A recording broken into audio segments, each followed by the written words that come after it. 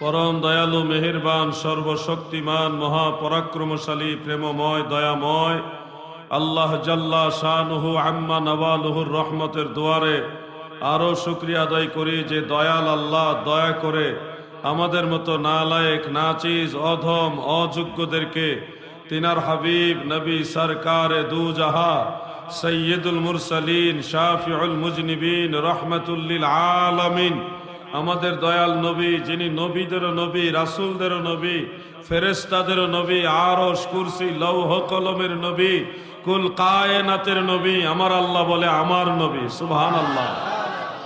এই বিশ্ব জুড়ে ঘোরে, এই সারা জাহান ঘোরে, যার জোড়া পাবে না আমার নবীর মতো আর নবী পাবে না, আমার নবীর মতো আর নবী হবে না।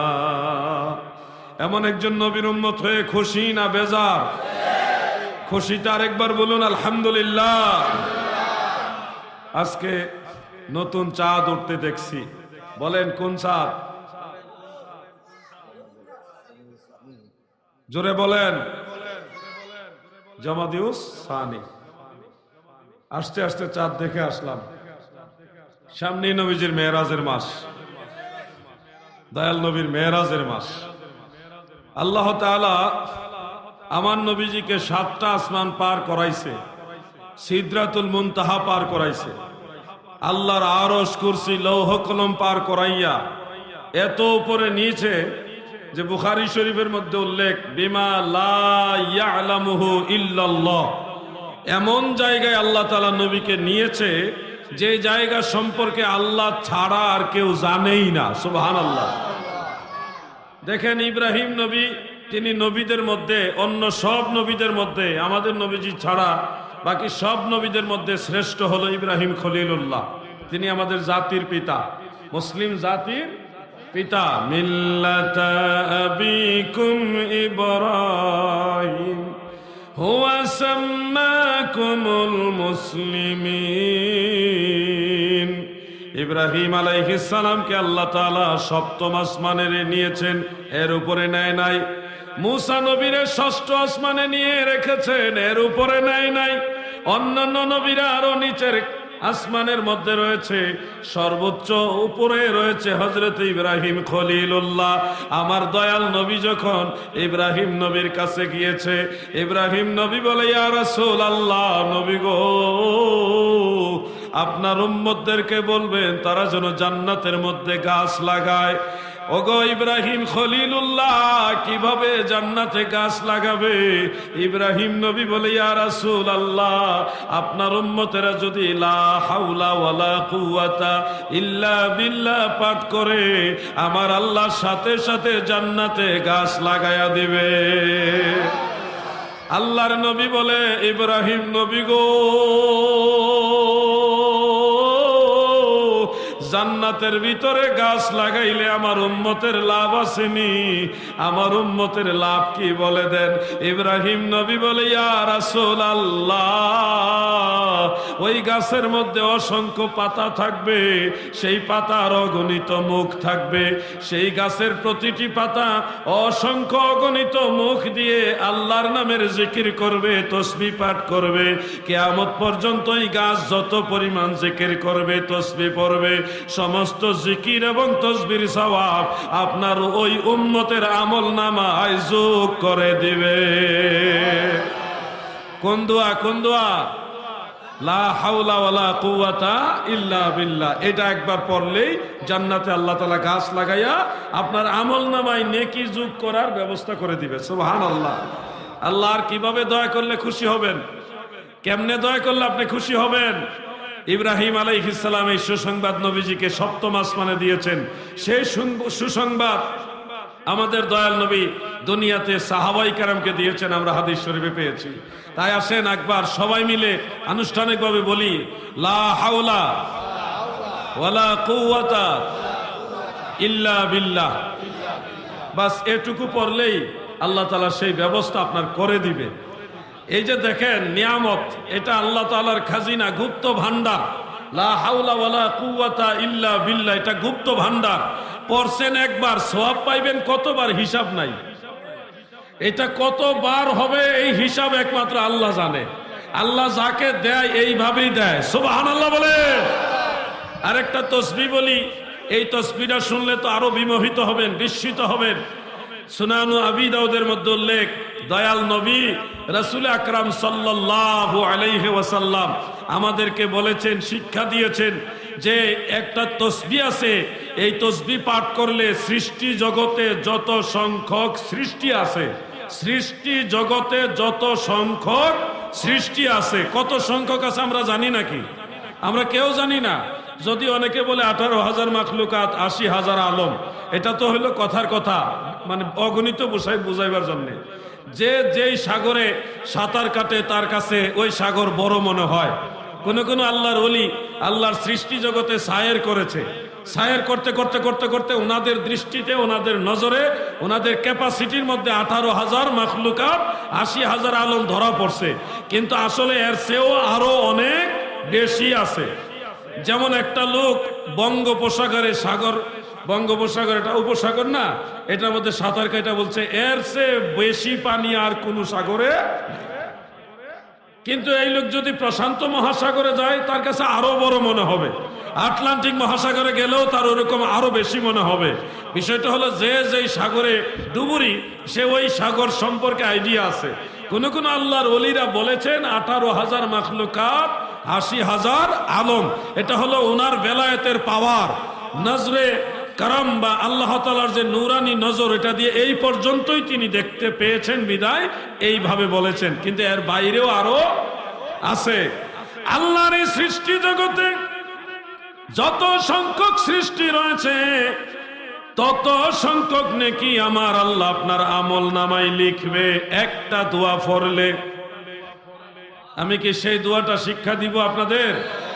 সবাই বলেন শিক্ষা দিব। আজকে একটু ব্যতিক্রম ধর্মী কথা বলি। 3টা শব্দ সেই দোয়ার মধ্যে আছে, মাত্র 3টা শব্দ।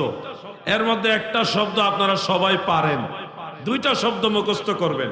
একবার বললেই ওই 2টা পারবেন।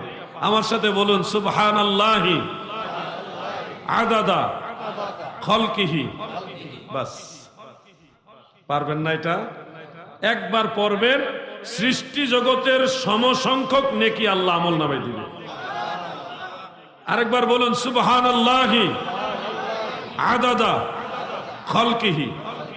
3টা শব্দ। সুবহানাল্লাহ তো পারেনি, শিখবেন আদাদা খলকিহি, আদাদা খলকিহি, সুবহানাল্লাহি আদাদা খলকিহি। মুখস্থ করে নেন, সুবহানাল্লাহি আদাদা খলকিহি। আল্লাহ তাআলা বেহিসাব নেকি দিবেন।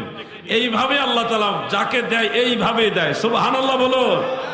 আমার দাদু ভাইয়েরা গো, সহিহ বুখারীর মধ্যে উল্লেখ রয়েছে, আমার দয়াল নবীজি বলেন, আমার উম্মতেরা যখন দান করে, যেমন একটা খেজুর আপনি দান করেছেন, বেশি দান করতে পারেন, তবে বোঝানোর জন্য দয়াল নবী একটা খেজুরের কথা বলেছেন।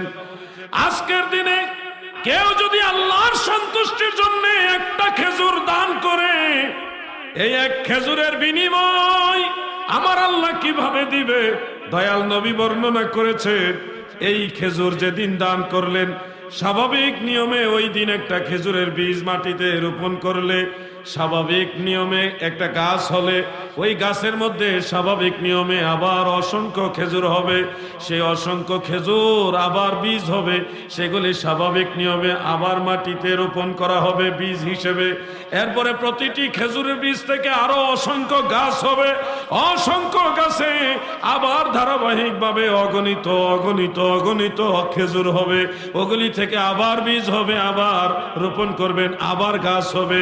এইভাবে আজকের দিন থেকে কিয়ামতের আগ পর্যন্ত যত সংখ্যক খেজুর হওয়ার সুযোগ আছে, তত সংখ্যক নেকি একটা খেজুর দান করলে আল্লাহ আপনাকে দান করবে। আল্লাহ যাকে দেয় এইভাবেই দেয়। এতে কি আপনারা বেজার? যাকে আল্লাহ দেয় এইভাবে দেয়। এজন্য আমরা আল্লাহ দরবার শুকরিয়া। মনে রাখবেন একটা কথা, আল্লাহ সবাইরে এটা দেয় নাই, দিছে উম্মতে মুহাম্মাদিকে। এটা কিন্তু আমাদের কোনো ক্রেডিট না, আমরা যারা আছি উম্মত, আমাদের ক্রেডিট না, আল্লাহর রসুলের উম্মত। আপনি হাবিবুল্লাহ, রসুল্লাহ, সাইয়্যিদুল মুরসালিন, রাহমাতুল লিল আলামিন নবীর উম্মত হয়েছেন। নবীর ইজ্জত যত বড়, ওই বরকতে আল্লাহ আপনার নেকিও তত বড় দিবে। সুবহানাল্লাহ। দয়াল নবী তুমি গুণমণি, দয়াল নবী পাপী লোক তরাইবেন বলে গো নবী, পাক কোরআনেতে শুনি গো নবী। দয়াল নবী তুমি গুণমণি, বলুন না দয়াল।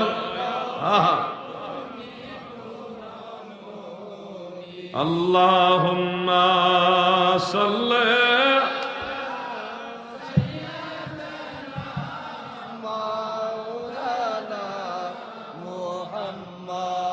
ওয়া আলা আলি সাইয়্যিদিনা। আমার দাদু ভাইরা গভীর মনোযোগ, আমল নিয়ে কিছু কথা আমি বলি। ইমানের আলোচনা, আকীদার আলোচনা সব সময় করি, আজকে কিছু আমল নিয়ে কথা বলি। শুনুন, মনোযোগ দেন। কারণ নবীজির উম্মত হয়ে দুনিয়াতে আসছেন। আমার নবী যত বড়, আপনার মর্যাদা নবীজির বরকতে অন্য উম্মতের তুলনায় বড় বানায়া দিছে। কারণ আপনারা জান্নাতে যাওয়ার আগে অন্য নবীর উম্মতেরা জান্নাতে ঢুকতেই পারবে না। সবার আগে জান্নাতে যাবেন আপনারা, মানে উম্মতে মুহাম্মাদি। তাহলে এটা মর্যাদা, সম্মান ছোট না। কিন্তু দুনিয়াতে আসছেন সবার শেষে, জান্নাতে যাবেন সবার আগে। কথাটা কি সাধারণ কথা মনে করছেন? সবার শেষে আইছেন, জান্নাতে যাবেন সবার আগে। এটা কি এমনি এমনি হবে? স্পেশাল মনে রাখবেন, একটা রাত আছে বছরে একবার আসে, যেটা 1000 মাসের চেয়েও শ্রেষ্ঠ। বলেন তো ওই রাতটা কোন রাত? জোরে বলেন। লাইলাতুল কদর, শবে কদর। লাইলাতুল কদরি খায়রুম মিন আলফি শাহর, কোরআন শরীফে আছে না? তো এই কদরের রাতটা হলো 1000 মাসের চেয়েও শ্রেষ্ঠ। দাদু, মজলিসের আদব এইভাবে বসা। দাদু বেয়াদবি নিছেন না তো? আমি আপনার নাতির মতো, কিন্তু একটা মজলিসে কখনো এক পায়ের উপরে আরেক পা তুলে বসতে নাই। এটা মজলিসের আদবের মধ্যে পড়েন। আপনারাও এরকম করবেন না, ঠিক আছে?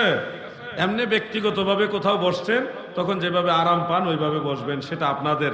কিন্তু মজলিসে আমার চাইতো দামি মানুষ এখানে থাকতে কি পারে কিনা বলেন না?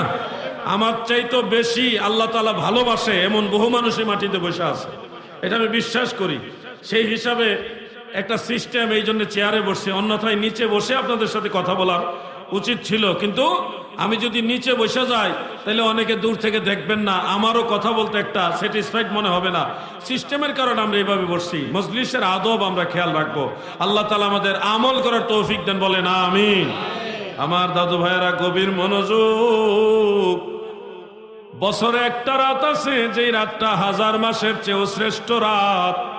সেই রাতের নাম হলো লাইলাতুল কদর, যার কথা আল্লাহ নিজে কোরআনুল কারীমের মধ্যে বলেছেন, লাইলাতুল কদরি খায়রুম মিন আলফি শাহর।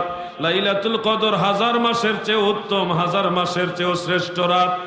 ও মহেশপুরের নবীর প্রেমিকারা, মন দিয়ে শোনো।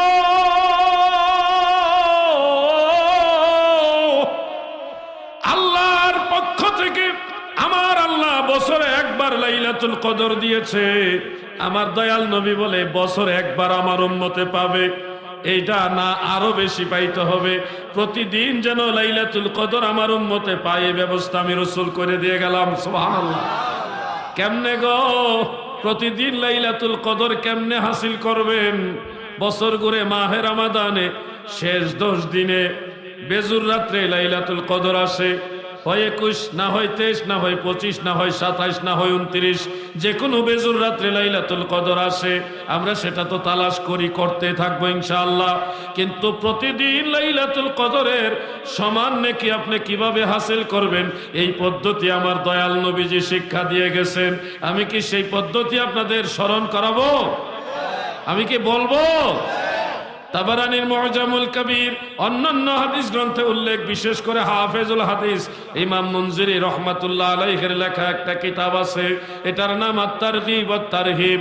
সেই কিতাবের মধ্যে উল্লেখ রয়েছে, দয়াল নবীজি বলেন, ক্বালা রাসূলুল্লাহি সাল্লাল্লাহু আলাইহি ওয়াসাল্লাম, মান হাফিজা আরবা রাকাতিন বাদাল ইশাই, যারা এশার নামাজের ফরজের পরে 4 রাকাত নামাজ যথাযথ আদায় করবে। ফরজ নামাজ শেষ, এখন আপনি 4 রাকাত নামাজ ঠিক মতো আদায় করতে হবে। কোন 4 রাকাত নামাজ হুজুর? প্রথমত 2 রাকাত সুন্নত নামাজ ঠিক মতো আদায় করবেন, তাড়াহুড়া করে না, অত্যন্ত বিনয়ের সাথে তরতিব রক্ষা করে সুন্নত নামাজ শেষ কইরা এরপরে আরো 2 রাকাত নফল নামাজ পড়বেন বেতেরের আগে 2 রাকাত সুন্নত এবং 2 রাকাত নফল। এই 4 রাকাত নামাজ যদি এশারের ফরজের পরে বেতেরের আগে আদায় করেন, রাহমাতুল লিল আলামিন নবী বলেছে, আমল নামায় লাইলাতুল কদরের সমান সওয়াব লিখে দেওয়া হবে। কঠিন আমল নিয়ে এটা, আপনারা অনেকে আমল করেনও কিন্তু জানেন না এত বড় ফজিলত যেটার ভিতরে আছে। কিন্তু অনেকে অবহেলা করে এশার নামাজের পরে 2 রাকাত সুন্নত পরেই বেতের পরে ফেলে, বেতের পরে 2 রাকাত নফল নামাজ পড়ে। বেতেরের আগে যে নফল 2 রাকাত আছে এটা অনেক মুসল্লিরা পড়ে না, অথচ এটা হলো বেশি দামি যেটা ওইটা ছাইরা দেয়। পরেরটাও দামি কিন্তু আগেরটা ছাড়বেন না। আগেরটা যদি আপনি আদায় করেন তাহলে কি ফজিলত, কি নেকি, এটা তো বুঝতে পারছেন নাকি? প্রত্যেকদিন যদি লাইলাতুল কদর আপনার আমল নামে লেখা হয়, লাইলাতুল কদর মানে কি 1000 মাসের চেয়েও শ্রেষ্ঠ একটা রাত। 1000 মাস নফল নামাজ পড়লে যেই সওয়াব, এর চেয়েও বেশি সওয়াব লাইলাতুল কদরে। আর সেই কদর রজনীর সমান সওয়াব শুধুমাত্র এই নফল নামাজটা পড়লেই আল্লাহ আপনার আমল নামায় যোগ করবে। তাহলে বলেন, এই নফল নামাজটা পড়া দরকার আছে না নাই? যুবক ভাইরা কথা বলেন, আছে না নাই? আমার দাদু ভাইরাই এই বিষয়গুলি মনে রাখবেন। বিশেষ করে আরেকটা নামাজের কথা আমি আপনাদের স্মরণ করায় দেই। যাদের ব্যবসা বাণিজ্যের মধ্যে বরকত নাই, সংসারের মধ্যে বরকত নাই, এদিকে রুজি করে আনেন, ওইদিকে খরচ হয়ে যায়, কুল কিনার খুঁজে পাচ্ছেন না। একদিকে ছেলেকে টাকা দিলে মেয়ে টাকা চায়, মেয়েকে টাকা দিলে ছেলে চায়, স্ত্রীর দিলে সন্তানেরা চায়, মা বাবা চাইলে মা বাবারে ঠিক মতো দিতে পারেন না, স্ত্রী চাইলে দিতে পারেন না। একটা সাগরের মধ্যে পড়ে আছেন। বরকতহীন সংসার যার, তাকে আমি 2টা আমলের কথা বলে যাব। 1 নম্বর হলো, যেই ঘরের মধ্যে বরকত নাই, মানে কোন কাজ, একদিকে একজন সুস্থ হইলে আরেকজন অসুস্থ, আরেকজন সুস্থ হইলে আরেকজন অসুস্থ, কোন দিকেই ঘরটার ভিতরে কোনো রহমত বরকত নাই। এরকম পেরেশানির মধ্যে যারা পড়ে গেছে, 2টা আমল করবেন মনোযোগ দিয়া। 1 নম্বর হলো, আপনার ঘরের ভিতরে 2 জন একেবারে হত দরিদ্র মানুষ, গরিব, একেবারে নেহায়েত গরিব 2 জন মানুষ ঘরের ভিতরে বসায় খাওয়াইবেন একবেলা। আপনার তৌফিক অনুযায়ী খাওয়ান, সবজি দিয়া ডাল দিয়েই খাওয়ান, কিন্তু আপনার ঘরে নিজ হাতে খাবারটা তাকে সামনে দিয়ে আদর করে যত্ন করে তাকে খাওয়াবেন। 2 জন মানুষকে একবেলা খাওয়াবেন। এই হলো একটা কাজ। দেখবেন আপনার ঘরের ভিতরে বালা মুসিবত যা ছিল এগুলি দূর হয়ে গেছে, আল্লাহর রহমতের ডালা আপনার ঘরে নাজিল হয়ে গেছে। সুবহানাল্লাহ। এটা ট্রাই করে দেখবেন, চেষ্টা করে দেখবেন। আমার নবীজি বলছে, লিকুল্লি শাইইন যাকাতুন, প্রত্যেকটা জিনিসের যাকাত আছে। আর ঘরের যাকাত হলো জিয়াফত, গরিব মিসকিন মানুষকে খাবার খাওয়াইলে ঘরের যে যাকাত এটা আদায় হয়, যার ফলে ঘরের ভিতরে যত বালা মুসিবত, রোগ বেমার, এগুলি আল্লাহ দূর করে দেয়। সুবহানাল্লাহ বলেন। দাদু আমার, আরেকটা আমল করবেন। দ্বিতীয় আমলটা, জোহরের নামাজ কত রাকাত? সর্বমোট কত রাকাত? 12 রাকাতই পড়বেন, 2 রাকাত কম পড়বেন না। টোটাল 12 রাকাত, 12 রাকাতই পড়বেন। কারণ দয়াল নবীজির হাদিসে আছে, মান সাল্লা 4 রাকাতিন ক্বাবলা যুহর ওয়া বা'দাহা, যারা জোহরের পূর্বে 4 রাকাত পড়ে, জোহরের পরেও 4 রাকাত পড়ে, আমার দয়াল নবী বলেন, ফুতিহাত লাহু আবওয়াবুর রাহমা। জোহরের আগে 4 রাকাত সুন্নত, পরে 2 রাকাত সুন্নত এবং 2 রাকাত নফলে 4 রাকাত, টোটাল 12 রাকাত যারা জোহরের নামাজ পড়ে, আল্লাহর সবগুলি রহমতের দরজা তার জন্য খুলে দেয়। সুবহানাল্লাহ। নারে তাকবীর, নারে রিসালাত, হযরত আমার দাদু ভাইরা গো, আজকে আমি আরো কিছু আমলি কথা বলতে চাই। সাধারণত এই ধরনের আলোচনা কম হয়, কিন্তু আজকে আমি এই বিষয়গুলি আপনাদের স্মরণ করাই দেই। বলুন তো, আসরের নামাজ কয় রাকাত? জোরে বলেন। যুবক ভাইরা, হয়তো আপনাদের কাছে আলোচনাটা পছন্দ হবে না, কারণ নামাজের ওয়াজ, এই ধরনের ফজিলতের ওয়াজ আপনারা আসলে তেমন পছন্দ করেন কিনা জানি না। আসলে খারাপ লাগে নাকি? এই কথাগুলো আপনাদের কাজে লাগবে, দুনিয়াতেও কাজে লাগবে, মরার পরেও কাজে লাগবে। আকীদার ওয়াজ জীবনে কম করছি, বহু করছি, আজকেও কিছু বলবো, কিন্তু আমলের কথাগুলি শুনেন। সাদের জীবন তো হেলায় হেলায় চলে যাইতেছে। কোন দিন আজরাইল আইসা খাপলা মাইরা লইয়া যাইব গা, গ্যারান্টি নাই তো। আজকে আর কালকে 24 ঘন্টার ভিতরে 3 বার ভূমিকম্প হয়েছে বাংলাদেশে। গতকাল যেটা হয়েছে এটা বড়টা।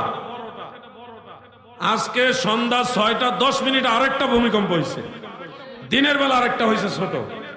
একই দিনে 24 ঘন্টার ভিতরে 3 বার ভূমিকম্প হয়েছে বাংলাদেশে। এটা হলো কিয়ামতের আলামত। দয়াল নবীজি বলেছেন, কিয়ামতের পূর্বে ঘন ঘন ভূমিকম্প হবে, এবং ইমাম মাহদী আলাইহিস সালাম আসার আগে বড় বড় 3টা ভূমিকম্প হবে। বড় বড় 3টা ভূমিকম্প সারা পৃথিবী ব্যাপী বড় বড় 3টা ভূমিকম্প যখন হবে, তখন ধরে নিতে হবে ইমাম মাহদী আলাইহিস সালাম আসার সময় হয়ে গেছে। প্রস্তুত হইতে হবে, রেডি হইতে হবে। যুবক ভাইরা, আপনাদের অবহেলা করলে হবে না, আপনারাও প্রস্তুতি নেন যে আল্লাহ তাআলা যে কোনো সময় আমার কাছে আজরাইল পাঠাইলে আমি যেন ঈমান নিয়ে যাইতে পারি। আর আপনারা তো সুন্নি মুসলমান, আপনাদের টেনশন নাই। আজরাইল আইসা দেখা দিলে হয়তো ভয় পাবেন, আজরাইল ভয়ের জিনিসই। আজরাইলের দিকে দেখলে ভয় লাগবে, গলা শুকায় যাবে, চোখ উল্টায় দিবেন, অস্বাভাবিক আচরণ মনে হবে, ভয় পাবেন। কিন্তু মদিনাওয়ালাকে যদি ভালোবাসেন, সুন্নি হয়ে যদি ওই পর্যন্ত যাইতে পারেন, দেখবেন একদিকে আজরাইল, আরেক দিকে দয়াল নবী এসে হাজির। আল্লাহর হাবিব রাহমাতুল লিল আলামিন নবী, দয়ার নবী যখন শিয়রে এসে হাজির হয়ে যাবে, নুরানি চেহারা মুবারক যখন আপনি দেখবেন, তখন আজরাইলের ভয়ানক চিত্র ভুলে যাবেন। নবী দেখার আনন্দ হৃদয় অনুভব হবে। ওই দিকে আজরাইল রূহ কোন সময় নিয়ে যাবে নিজেও টের পাবেন না। আমার মৃত্যুর সময়, আপনার মৃত্যুর সময় আমার দয়াল নবী এসে দেখা দোক, এটা চাই কি চাই না? আগের যুগের আলেমরা বলতো, আমারও মৌতের নিদান কালে থাকিয়েন নবী গো আমারও শিয়রে। বলুন, আমারও, বলেন জোরে কন, গজল কন। থাকিয়েন নবী গো আমারও শিয়রে, দেখিব আপনাকে নয়ন ভরে। বলুন, দেখিব। ইয়া রাসূলুল্লাহ, ইয়া হাবিবাল্লাহ, ইয়া রাসূলুল্লাহ, মুনকার নাকির আসিয়া সওয়াল করবে বসায়া, দিও গো নবী পর্দা উঠায়া, দেখিব আপনাকে নয়ন ভরিয়া, দেখিব ভরিয়া। ইয়া রাসূলুল্লাহ, ইয়া হাবিবাল্লাহ, ইয়া রাসূলুল্লাহ। আমার দাদু ভাইরা, গভীর মনোযোগ দিয়ে কথাগুলো শুনবেন। বলছিলাম, আসরের নামাজ হলো সর্বমোট 8 রাকাত, তাই নয় কি? আসরের নামাজ হলো 8 রাকাত। ও মহেশপুরের নবীর প্রেমিকেরা, মন দিয়ে শুনে, আসরের নামাজ যদি নিয়মিত 8 রাকাত করে পড়তে পারেন, 4 রাকাত সুন্নত এবং 4 রাকাত ফরজ। আর চলাফেরা করছে, কৃষিকাজ করছে, এমন বহু মানুষ কবরে চলে গেছে। ওই মানুষগুলি যে দেখতে কিরকম ছিল এটাও মানুষ জানে না। এইভাবে একদিন আমরা হারিয়ে যাব। আমার পীর কেবলা জান হুজুর বলতেন, চির ঘুমে যাবে ঘুমাইব না রে আসি, মন কারণ কির শোধাইবে, বিকটাকৃতিতে কি যে ভয় হবে নবী পদবিনে ভাব সবে মিশে দুদিনের পরে যাহা যাবে চলে সেই ঘিলটি ওলটি পালটিলে মিশে মোহ বসে জ্ঞান হারাইলে নাহি বুঝে নিলে আক্ষেপের সেলো। প্রিয় ভাই আমার, দিলের কান লাগায় কথাগুলো শুনবেন। ফিতনার যুগে আসল ওয়াজ নাই, শুধু রঙ্গিলা ওয়াজ চলতেছে। রঙ্গিলা ওয়াজ রে, রঙ্গিলা ফাগরি আর রঙ্গিলা উব্বা জুব্বা, ডিজাইনার গজল আর বাউল গান গাইতে গাইতে মাহফিল শেষ। শিক্ষিত মহল এই বাউল গান শুনে শুনে কই সুন্নি আবার এগুলি কি এত বাউল গান গায়কে? শিক্ষিত সমাজটা আমাদের কাছ থেকে দূরে সরে যেতেছে। আজকে আমি এই মাহফিলে আসার পথে আমার চোখের সামনে একটা বক্তার ওয়াজ পড়ল। এগুলি যে কি জন্য আমার সামনে পড়ে, মাঝে মধ্যে আমি আস্তাগফিরুল্লাহ লা হাওলা ওয়ালা কুওয়াতা ইল্লা বিল্লাহ পড়তে পড়তে আমার অবস্থা আসে। এরা স্টেজে বসে আল্লাহর কোরআন রসুলের হাদিস না বলে ছায়াছবির গান গায়। এরা কি মানে পুরো একটা প্রজন্ম নষ্ট হয়ে যাচ্ছে আমাদের। কোরআন হাদিসের আলোচনা করো, মানুষকে কিছু শিখাও, নিজে আমল করো, মানুষকে আমল শিখাও। আর না হয় মানুষ পরবর্তী প্রজন্ম আমাদের কাছ থেকে মুখ ফিরিয়ে নিবে। আপনি শিক্ষিত ছেলেমেয়েরা যারা কলেজে পড়ে, স্কুলে পড়ে, ভার্সিটিতে পড়ে, তাদের জিজ্ঞাসা করেনি বাউল গানওয়ালা বক্তাদের পছন্দ করেনি। তারা যদি একটু শুনে, এটা বিনোদনের জন্য শুনে, ধর্ম শিখার জন্য তাদের বক্তব্য শুনে না, বিনোদন নেওয়ার জন্য, এনজয় করার জন্য শুনে, এগুলি শিখে শুনে। কথা ঠিক কিনা ভাই? খুব মনোযোগ দিয়ে শুনবেন কথাগুলো। আমি হক কথা বলি বিদায় আমাকে অনেকে পছন্দ করে না, কিন্তু দিন শেষে দেখা যায় আলাউদ্দিন জিহাদির কথাই ঠিক। আরে আসলেই তো কোরআন হাদিসের কথা না বইলা এই গানটা আর শিল্পীর, বাউল শিল্পীরা অত গান জানে না, যেই গান আমরা তথাকথিত বক্তারা জানে। রাগ করেন না, উচিত কথা বলতে হবে। আমার দাওয়াত দিয়ে না, আমার দাওয়াত লাগতো না। আমি দাওয়াতের পাগল না, আমার দাওয়াত দরকার না, আমি সত্য কথা বলবই। আমি আমার পীরের দরবার ছাইরা দিছি শুধুমাত্র ঈমান আকীদার জন্য। পীর সারি নাই, পীর ঠিক আছে, আল্লাহর ওলির সাথে সম্পর্ক আছে। যারা ভণ্ডামি করে তাদের ভণ্ডামিকে আমি ছেড়ে দিয়েছি। এরপর আমার রোহানি পিতা, আমার মুর্শিদ আল্লামা সৈয়দ আওলাদে রসুল বাহাদুর শাহ মুজাদ্দিদি আল আবিদি হুজুর কেবলা, তিনার কাছে আমি বায়াত গ্রহণ করেছি। হুজুর আমাকে ইজাজত দিয়েছেন। সোনাকান্দা দরবার শরীফের হুজুর কেবলা আমার উস্তাদ, সেই দরবারের সাথে আমার সম্পর্ক আছে। আল্লাহর ওলিদের সাথে সম্পর্ক থাকলে কোনো অসুবিধা আছে? তোমাকে কেউ ভালোবাসবে না, কারণ তুমি ভণ্ড। ভণ্ডদেরকে কেউ পছন্দ করে না, কিন্তু ইসলামের পক্ষে যারা খেদমত করে দিন শেষে তারাই ময়দানে কাজে লাগে। ঠিক কিনা বলেন? কিশোরগঞ্জে, করিমগঞ্জে থানায় একজন আলেম নবীজিকে দাঁড়ায় সালাম দিচ্ছে। দেখছেন কিনা আপনার? এটা দয়াল নবীজিকে দাঁড়ায় সালাম দিচ্ছে। ঠিক এই সময় আরো দুই একজন লোক তারা ইনস্ট্যান্ট মাইক থেকে মাইকটা কেড়ে নিয়ে মিলাদ শরীফ বা নবীজির সালাম বন্ধ করে দিচ্ছে। মাইক নিয়ে ওই লোকে বলতেছে আমি 5 মিনিট বক্তৃতা দিব। উনি বক্তব্য দিব 5 মিনিট, নবীর সালাম বন্ধ করে দিয়া। আচ্ছা আপনারা বলেন, নবীর সালাম বড় না বক্তব্য বড়? যেই লোক আল্লাহর নবীর সালাম বন্ধ করে দেয়, বক্তব্য দিতে চায়, তার দুনিয়া আখিরাতে আল্লাহ গজব পড়ব। ঠিক কিনা বলে? আল্লাহর নবীর সালাম বন্ধ করে দেয়, দিয়া বক্তব্য দিব, কত বড় বক্তব্য দেওয়া হইছে চিন্তা করছেন? তো যে আলেমা ছিল ওখানে, উনি বলছে যে আমি ক্যাম্প করি, আপনারা করেন না, অসুবিধা না, আমি তো বাধ্য করতেছি না। আমরা যারা চাই নবীজির সালাম দিয়ে আপনারা দিয়েন না, কিন্তু ঝগড়া করেন না। কিন্তু এরপরে তারা মিলাদে ক্যাম্প করতে দিবে না। এই যে একটা দুঃখজনক অধ্যায়। আমাদের কথা হলো যারা মিলাদ পড়ে না, এটা তাদের ব্যক্তিগত ব্যাপার। যারা পড়তে চায় তারা পড়ুক, কিন্তু ঝগড়া বিবাদ যেন না হয়। কথা বুঝতে পারছেন না ভাই? এই ঝগড়া বিবাদটা আমরা চাই না। আমরা সমাজে শান্তি চাই, সবাই মিলেমিশে থাকতে চাই। কিন্তু আফসোস হলো আমাদের সেই বক্তা সাহেব স্টেজের ভিতরে, আচ্ছা কইতাছি তো, মানুষ সাফানের কথা ওয়াজের মাঝখানে নি কয়।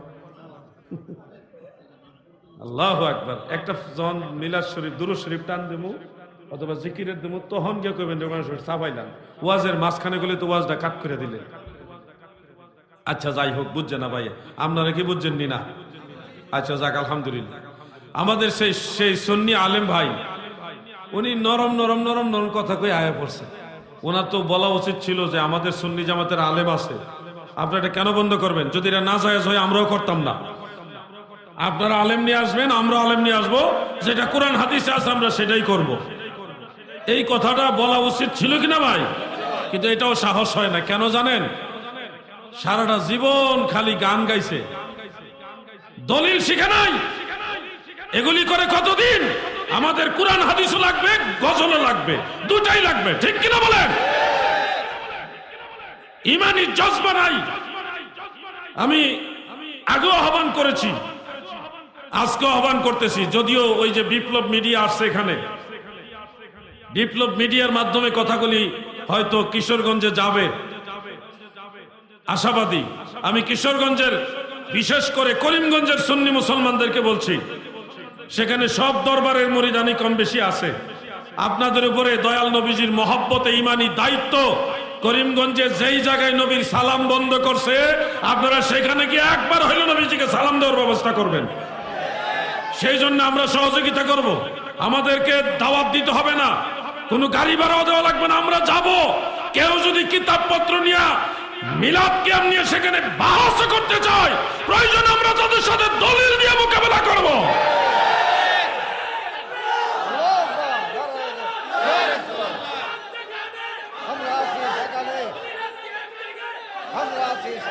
প্রিয় ভাই আমার, এজন্য আপনাদেরকে অনুরোধ করব, ফিতনা ছড়াবেন না, ফিতনায় জড়াবেন না। কেন আপনি নবীজির সালাম বন্ধ করবেন? আপনি দিয়েন না। আল্লাহ তো ফেরেশতা দিয়ে নবীরে সালাম দেওয়ায়, আপনি না দিলে কি? আমরা নবীজিকে ভালোবাসি, দাঁড়ায় সালাম দেই। কোনো প্রশ্ন থাকলে বলবেন যে কেন সালাম দেন, সাহাবীরা দিছে কিনা, এগুলি প্রশ্ন করতে পারেন। কোনো দলিল তলব না কইরা দয়াল নবীর সালাতু সালাম যারা বন্ধ করে দেয়, এরা কখনো নবীর প্রেমিক উম্মত হতে পারে না। প্রিয় ভাই আমার, চাইছিলাম না আজকে আকীদা নিয়া কঠিন কথা বলবো, কিন্তু মাঝখানে আয়া পড়ছে, কিচ্ছু করার নাই। ফিতনার যুগ, কথা না বললেও পারি না, কথা বলতে হবে। আমরা নবীজির সালাতু সালাম চাই কিনা বলেন? যুবক ভাইদের জবান থেকে, যুবকদের জবান থেকে শুনতে চাই, আপনারা বলেন নবীজির সালাতু সালাম চান কিনা? যুবকরা বলো, চাই কিনা? নারায়ে তাকবীর, নারায়ে রিসালাত, আহলে সুন্নাত ওয়াল জামাত, মিলাদ কিয়াম যেখানে, সালাতু সালাম যেখানে। দেখছেন, কথা কইতে পারে না, বাক প্রতিবন্ধী। সে কি বলতেছে? আল্লাহ আল্লাহ, জবান দিয়ে কথা বের হচ্ছে না, কিন্তু আওয়াজ তো বের হচ্ছে। এই আওয়াজটা দিয়া দয়াল নবীর পক্ষে শরীক হয়েছে।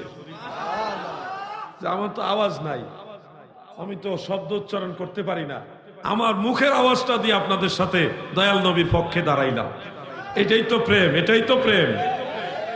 সালাতু সালাম জানাই, দরুদ সালাম জানাই আপনার উপরে, নবী গো আমরা গুনাহগারে। বলুন সালাতু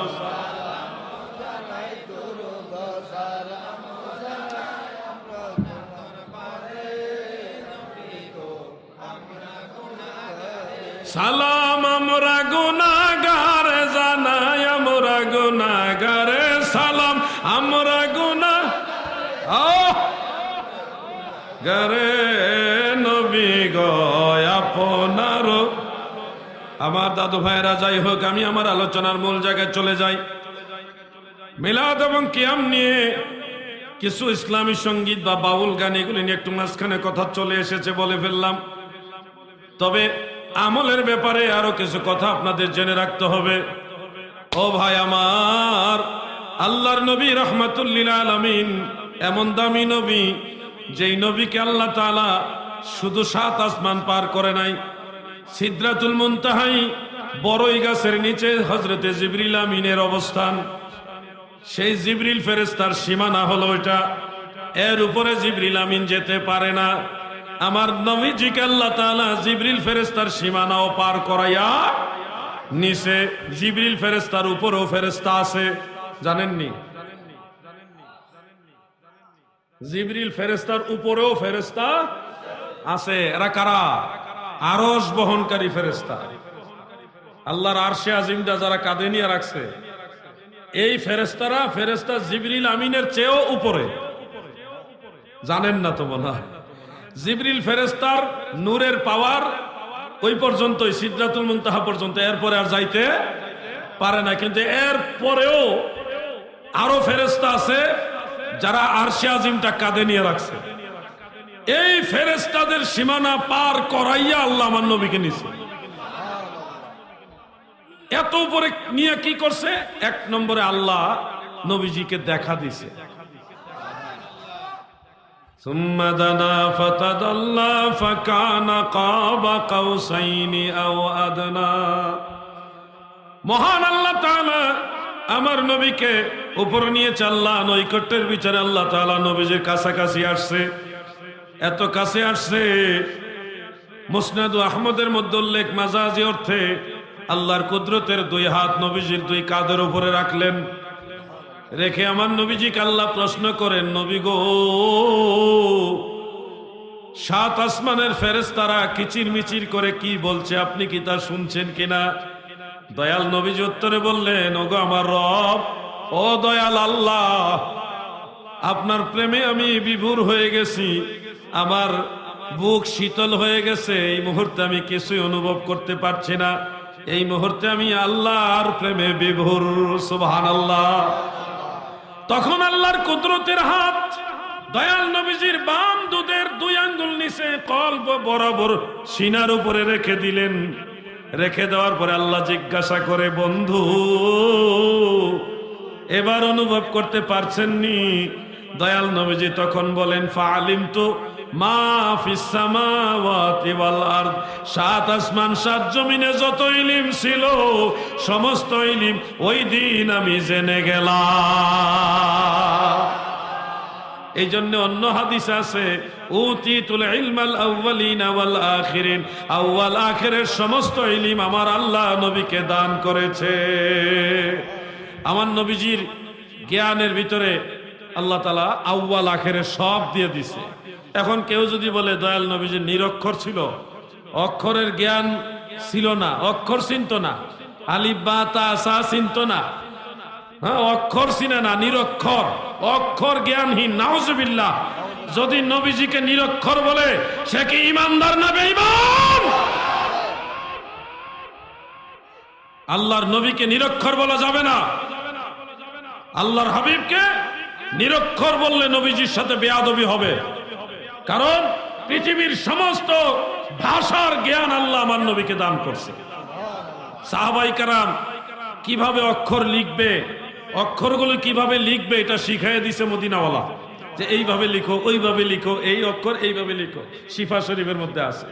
এখন যদি আপনি বলেন নবীজি অক্ষর জ্ঞানহীন, অক্ষরের জ্ঞান নবীজির ছিল না, তাহলে কত বড় বেয়াদবি। ইউআল্লিমুহুমুল কিতাবা ওয়াল হিকমা।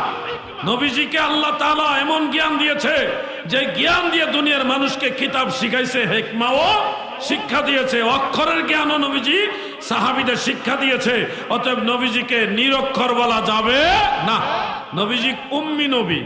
উম্মি শব্দের অর্থ হলো মূল, মূল, সব নবীর মূল, সকল সৃষ্টির মূল, শাফাআতের মূল, আল্লাহর রহমত পাওয়ার মূল, সব দিকে আল্লাহ তাআলা আমার নবীর মর্যাদা বড় করে দিয়েছে। অতএব উম্মি নবী মানে মূল নবী। উম্মি শব্দের অর্থ নিরক্ষর নয়। যারা উম্মি শব্দের অর্থ নিরক্ষর করেন, আপনার আরেকটু শব্দের জ্ঞান, ভাষার জ্ঞান অর্জন করবেন। খবরদার আমার দয়াল নবীজিকে নিরক্ষর নবী বলা যাবে। উম্মি শব্দের আরেকটা অর্থ হলো মান লা ইয়াকরাহ ওয়া লাম ইয়াকতুব, যে লেখে না এবং পড়ে না তাকে বলা হয় উম্মি। কিন্তু লিখতেও জানে, পড়তেও জানে, লিখে না, জানে কিন্তু লেখে না, এই ব্যক্তিকে বলা হয় উম্মি।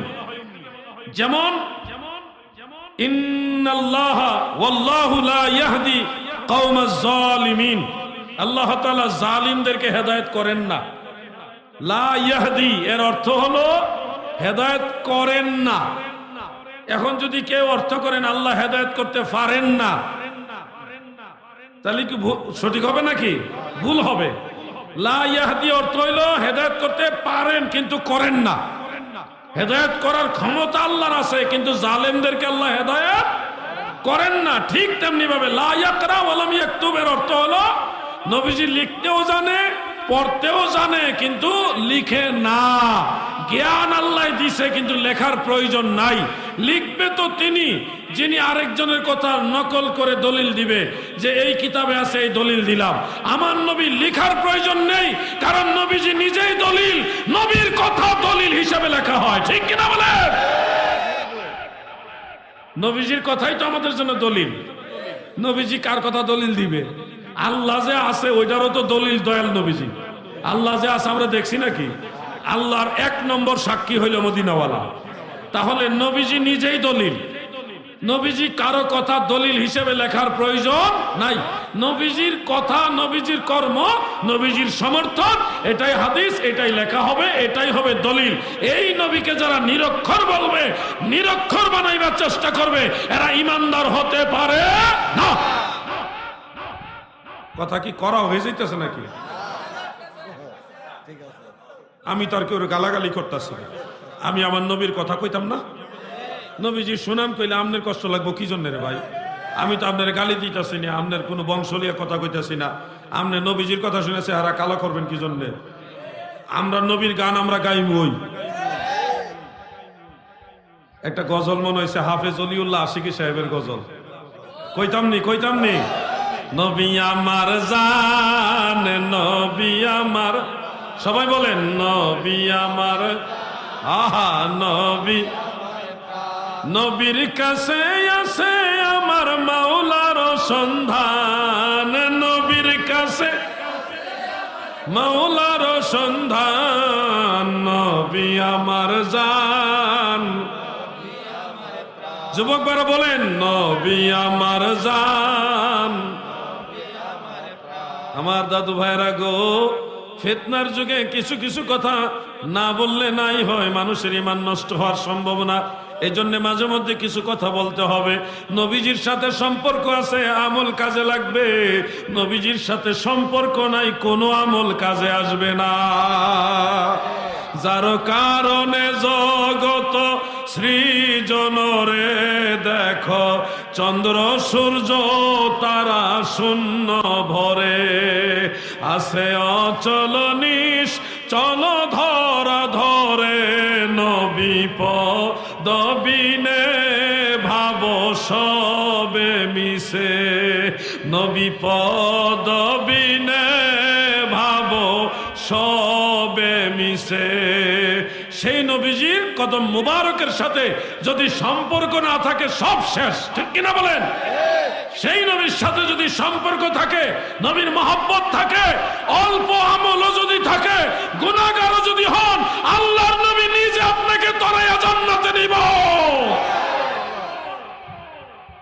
কারণ নবীজি বলছে শাফাআতি লি আহলিল কাবাইর মিন উম্মতি, আমার উম্মতের মধ্যে যারা বড় বড় গুনাহগার, বড় বড় গুনাহ করছে, এই ধরনের বড় বড় কবিরা গুনাহগার যারা, তাদের জন্য আমি রাসূলের শাফাআত। সুবহানাল্লাহ। ওই যে গজলটা রে আহারে, আমি খুব ভালো লাগে এই গজলটা গাওয়া, আমার খুব ভালো লাগে আর কি। আপনারাও আমার সাথে টান দিবেন। মহেশপুরের মানুষ নবী প্রেমিক মানুষ, মহেশপুরের যুবকরাও নবী প্রেমিক। আমি এসে দেখছি, আশ্চর্য হয়েছি, অন্য এলাকার যুবকের চেয়ে মহেশপুরের যুবকদের মধ্যে ইমানি জজবা বেশি। এতে কি মুরব্বীরা বেজাননি আপনারা? তারা তো আপনাদেরই সন্তান। আপনাদের সন্তানের এই অবস্থা যদি দেখি তাহলে ভালো লাগে, আনন্দ লাগে, হৃদয়ে আনন্দ লাগে। যুবক ভাইরা সবাই মিলে মুরব্বীরা সহ গজলটা টান দেয়। দয়াল নবী তুমি গুণমণি, দয়াল নবী পাপী লোক তরাইবেন বলে গো, নবী পাক কোরআনেতে শুনি গো, নবী দয়া বলুন না, দয়াল নবী। আমার ভাইয়েরা গো, যদিও কমিটির ভাই আমাকে একটু আগে বলছিল তাহলে মিলতেছে না, বিদায় হইতেছে না। আর আসলে মানুষের বেশি কষ্ট দেওয়া ঠিক না, জায়গাটা কম হয়েছে, আর একটু বড় মাঠ হইলে ভালো হইতো। আপনারা যারা আইছেন, আপনারা দয়া করে আইছেন, আল্লাহ রসুলকে ভালোবাসে আসছেন, নবীর মহব্বতে আসছেন। আপনাদেরকে কষ্ট দিতেও আমাদের খারাপ লাগে, কারণ এতগুলি মানুষ একসাথে বসে, গরম আছে, একটু আরামসে লইরা সুরা বসতে হয়। কারণ দীর্ঘ সময় 2-1.5 ঘন্টা 2.5 ঘন্টা যদি এক জায়গায় বসে থাকে, তো এই হাঁটু ব্যথা করে বা একটু এদিক সেদিক নড়াচড়ার প্রয়োজন হয়। এটা মানবীয় দুর্বলতা। সবার শারীরিক অবস্থা এক না। এখন যদি একজনের লাগে আরেকজন সাফাইয়া বয়, তখন এই লোকটা তো নামাজের কায়দায় লং টাইম বসে থাকতে পারে না, কিংবা এই 4 জানু হয়ে হাসন পেতে বসলেও অনেক সময় দেখা যায় একটা পা এদিক সেদিক করা লাগে। এই জন্য আপনাদের কষ্ট হয় আমরা জানি।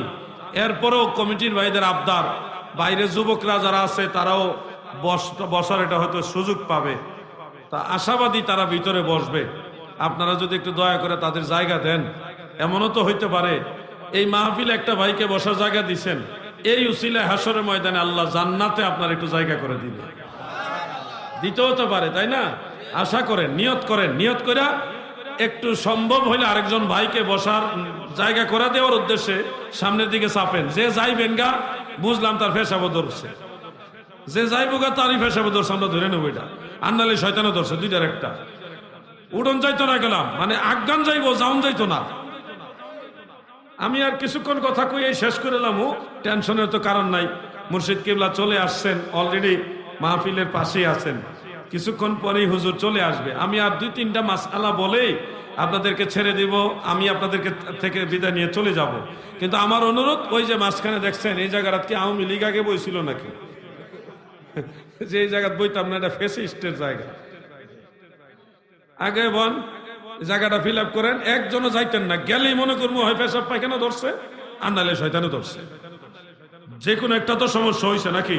আজ্ঞান আজ্ঞান, সামনে আয়েন। আর জিকির ইসমে জাত আল্লাহ আল্লাহ আল্লাহ আল্লাহ আল্লাহ আল্লাহ আল্লাহ আল্লাহ আল্লাহ। আজ্ঞান না, সবাই একটু আজ্ঞান।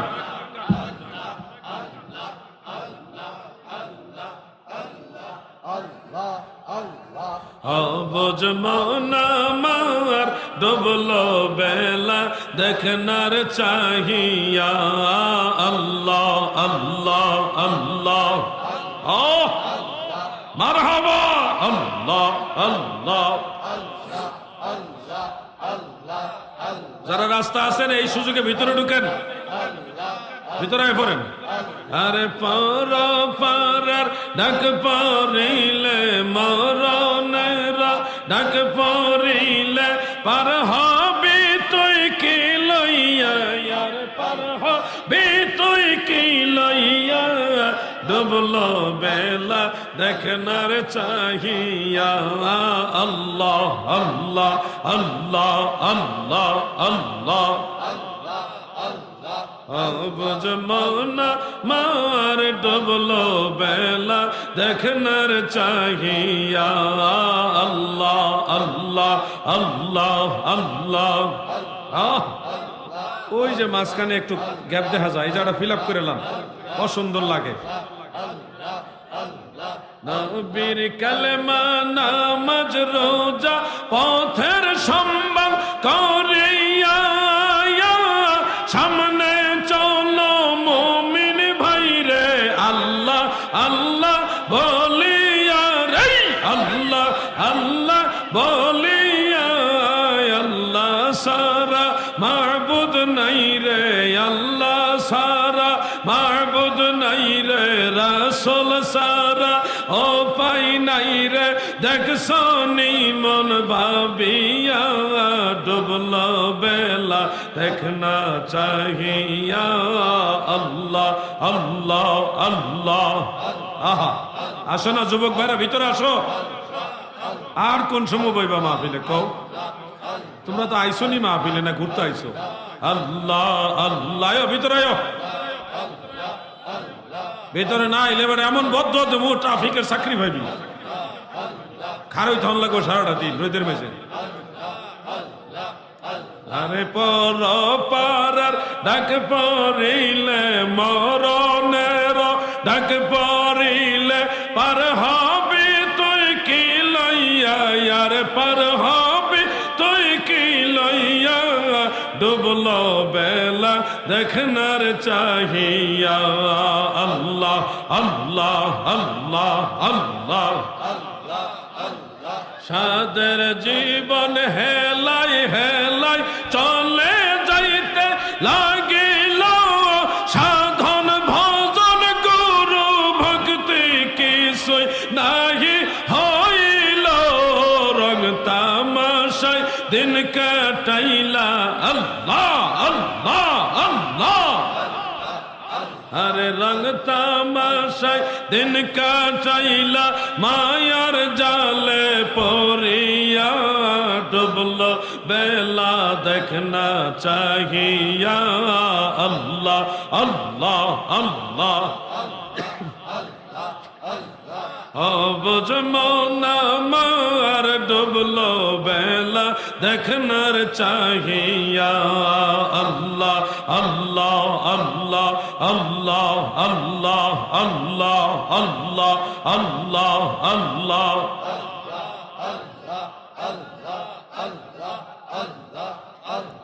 মাশাআল্লাহ আপনারা খুব সুন্দর জিকির করতে পারেন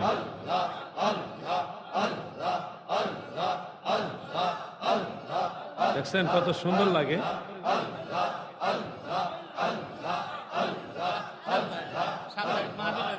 মাশাআল্লাহ লা ইলাহা ইল্লাল্লাহু মুহাম্মাদুর রাসূলুল্লাহ সাল্লাল্লাহু আলাইহি ওয়াসাল্লাম এইভাবে জিকির করবেন মাঝে মধ্যে খানকা শরীফে জিকির করবেন আবার কিছু জিকির আছে তারা কি জিকির করে আর নিজেরাও বানান করতে পারে না এটা কি তা এটা কি অর্থ এটার বানান কেমনে এই ধরনের জিকির না আজকে কত ভালো লাগছে সবাই মিলে আল্লাহকে ডাকছে স্পষ্ট করে আল্লাহ আল্লাহ শান্তি লাগছে না জিকির করে আর এই খেক্কুর হুকুর গ্রুপের কারণে সুন্নিদের বদনাম হয় ভালোভাবে সুন্নিয়তের কাজটা সঠিকভাবে করবেন দেখবেন আপনার কারণে আরো 10টা লোক সুন্নি হবে আপনি মাথায় একটা ফাগড়ি লাগাইছেন কোমরে আরেকটা গলার মেঝে আরেকটা একটা কডির উপরে আবার লাগাইছে মুজিব কুট এইটার উপরে আবার আবার গরমের দিনে এর গরম লাগে না এতগুলি কাপড় পরে বলার মতো না আবার জিকিরের নামে হাসে স্টেজে জিকিরের সময় নিজেও হাসতেছে পোলা ভাই এইভাবে এইভাবে ড্যান্স মারে হাসে এগুলি দেখাস যারা নেটিজেন আছে শিক্ষিত সমাজ আছে তারা কই এইগুলি কি আমি একজন এসপি সাহেবের কাছে গেছিলাম কোন একটা প্রয়োজনে এসপি সাহেব আমাকে বলে জিহাদি সাহেব আপনাকে খুব ভালোবাসি আপনার বক্তব্য আমি শুনি এবং আপনাকে ফলো করি কিন্তু আপনাদের মধ্যে অমুক অমুক বক্তা আছে 2-3 জনের নাম কইয়া লাইছে যে এরা কি আপনাদের দলের লোক নেই বুঝছেন আমি লজ্জিত হয়ে গেছি আমি বললাম যে এরা আমাদের দলের হইলো তাদের আমরা আলেম হিসেবে সম্মান করি না কোন এরা তো আপনারা দলের হইলে তো সমস্যা আপনারা তো এরকম করেন না তারা এরকম করে কেন নারায়ণগঞ্জের এসপি সাহেব এই কথাটা আমাকে বললেন তো পরে আমি ওনাকে বুঝাইছি দেখেন মা বাবার 5-6টা সন্তান হলে সবাই তো একরকম হয় না আমরার মাঝে এমন কিছু বক্তা আছে তারা এরকম করে এগুলি মনোরঞ্জন বিনোদনের জন্য করে তাদেরকে আমরা বুঝাইবার চেষ্টা করি ঠিকঠাক হয়ে যাচ্ছে আস্তে আস্তে হয়ে যাবে তবে যারা সুন্নিদের বিরোধী হেরার মধ্যে কিন্তু হিন্দি ফিল্মের গান গাইনা লুকও আছে এই কথাটা কইছি পরে এসপি সাহেব না তা ঠিকই হ্যাঁ আপনি সঠিক বলছেন তো এটার সাথে এটা ভালো তো হিন্দি ফিল্মের গান গাওয়ার চেয়ে বাউল গান ভালো তো তারপরেও আমার আচ্ছা এই যে গানটা গাইলাম এটা একটা গান কিন্তু ইসলামী সঙ্গীত এই গান গাওয়ার পরে কার মধ্যে এই বিনোদনের ভাব আইছে কিন্তু নবীর প্রতি একটু হইলেও মহব্বত আইছে নবীর কথা হ্যাঁ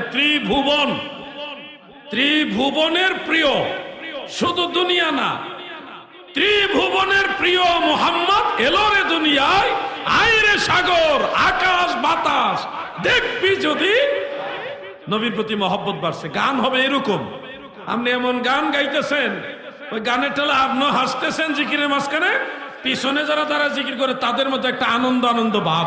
এগুলি হলো নাজায়েজ। এগুলি কি? যেই গানে মানুষের ভিতরে আখেরাতের চিন্তা আসে না, আল্লাহ রসুলের চিন্তা আসে না, বিনোদন আসে, এই গান হারাম। যে ইসলামী সঙ্গীতের নামে গান গাওয়া হয়, আল্লাহ রসুলের চিন্তা মাথায় আসে না, ধর্মের চিন্তা আসে না, আখেরাতের চিন্তা আসে না, বিনোদন আসে, মনোরঞ্জন আসে, ওই গান হারাম।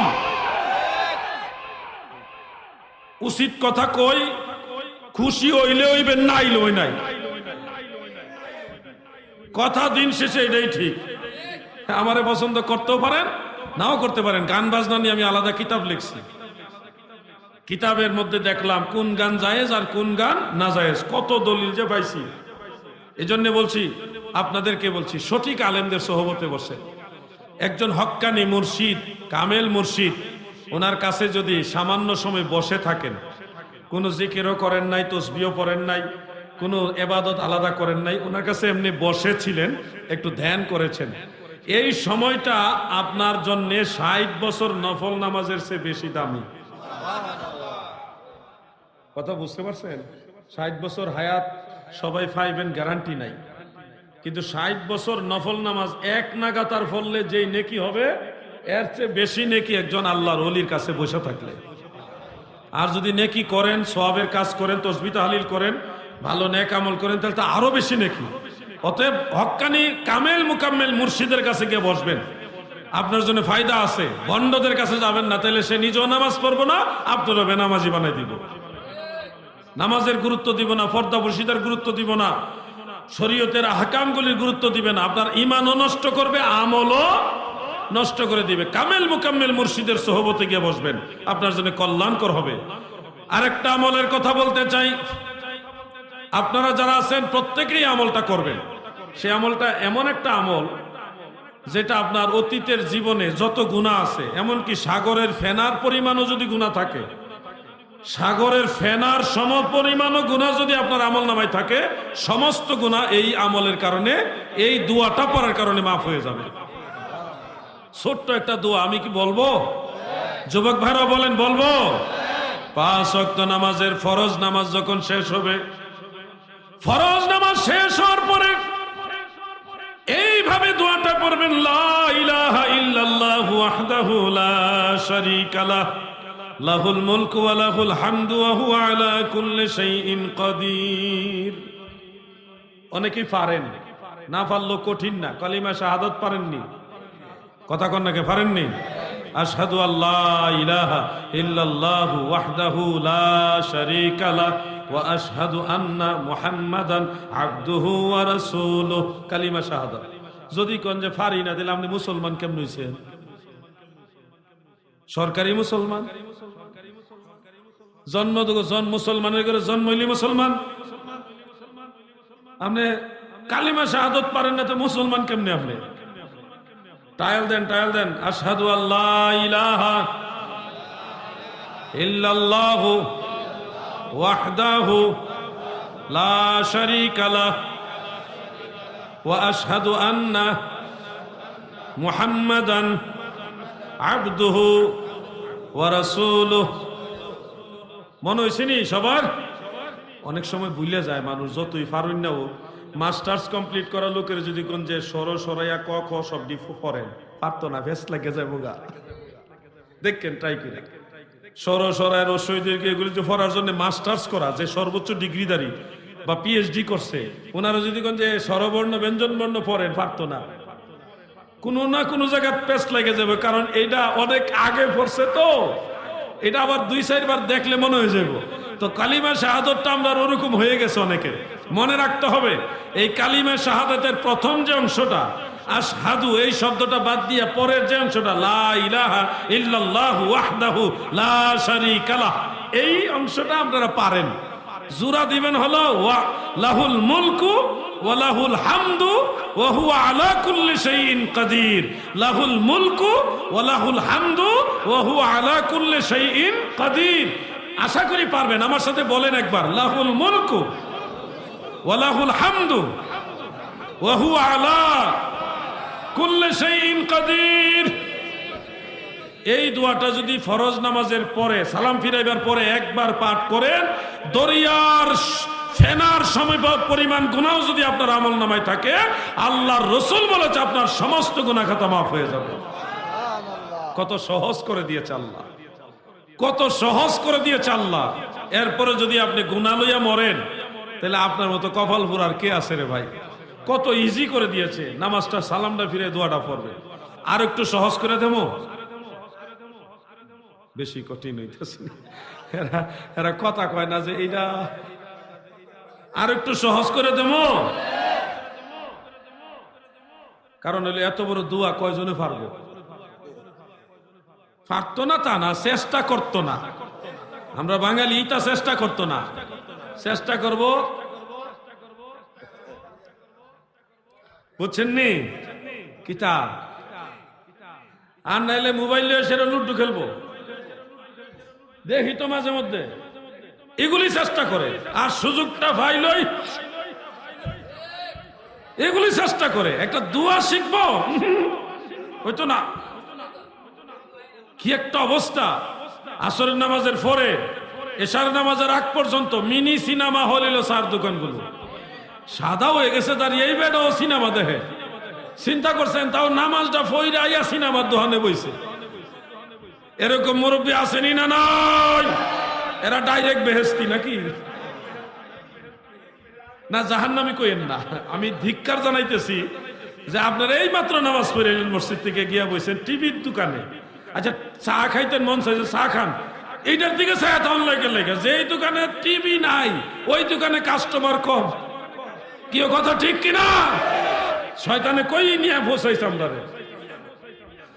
সারাটা দিন, প্রত্যেকটা দিন এরা টিভি দেখে, কোনো অসুবিধা হয় না। ইমাম সাহেব কোনো কারণে দোকানে টিভির দিকে একটু হেডলাইন দেখতেছে, সমালোচনা শুরু করছে, আমরা হুজুরে দেখি টিভিত মহিলা দেখছে।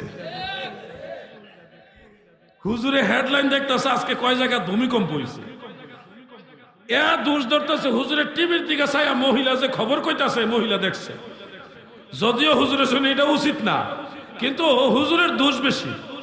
আল্লাহর ওয়াস্তে বলবো, সবাইকে কন্ট্রোল হইতে হবে। আল্লাহ তৌফিক দেন, বলেন আমিন। সবাই বলেন আমিন। আমি বলছিলাম একটু সহজ করে দেই যে লা ইলাহা ইল্লাল্লাহু ওয়াহদাহু লা শারীকা লাহু লাহুল মুলকু ওয়া লাহুল হামদু ওয়া হুয়া আলা কুল্লি শাইইন কাদির। যারা পারে তার কাছে একবার সহজ জিনিস এটা। যারা পারে না তারা কইবে এটা কত বড় দোয়া লই আইছে হুজুরে, এত বড় দোয়া পারবো আমরা? পাহাড়ের মতো মনে হইতেছে। আচ্ছা, সহজ করে দিচ্ছি, দুইটা শব্দ মাত্র।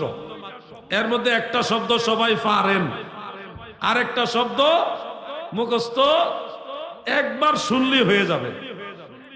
দুইটা শব্দ বলবো, বলেন সুবহানাল্লাহি ওয়া বিহামদিহি। বাস, এটা মনে বেশি কঠিন,